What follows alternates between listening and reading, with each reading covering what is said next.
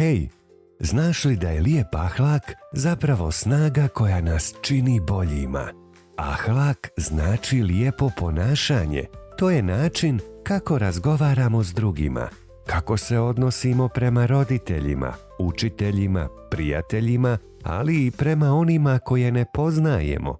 Lijep ahlak pokazuje kakvo nam je srce. Kada govorimo lijepim riječima, ne vičemo i ne vrijeđamo, tada pokazujemo poštovanje.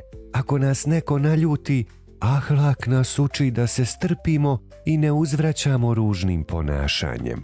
To nije uvijek lahko, ali baš tada činimo nešto jako vrijedno.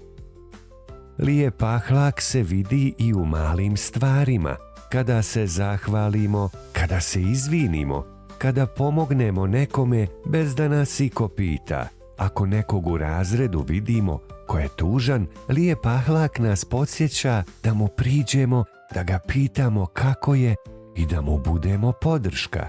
Roditeljima se obraćamo s poštovanjem, slušamo ih i pomažemo im.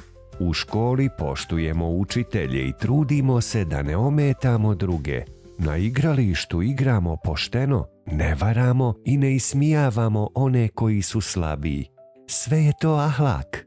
Poslanik alejhi selam učio nas je da je najljepše bogatstvo upravo lijep ahlak. To znači da nije najvažnije šta imamo, nego kakvi smo ljudi.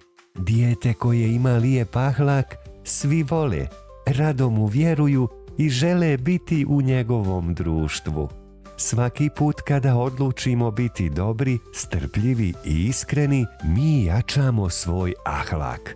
To je kao da u sebi gradimo svjetlo koje drugima pokazuje put. A kada imamo lijep ahlak, tada smo pravi mali heroji. Heroji dobrote. Vidimo se!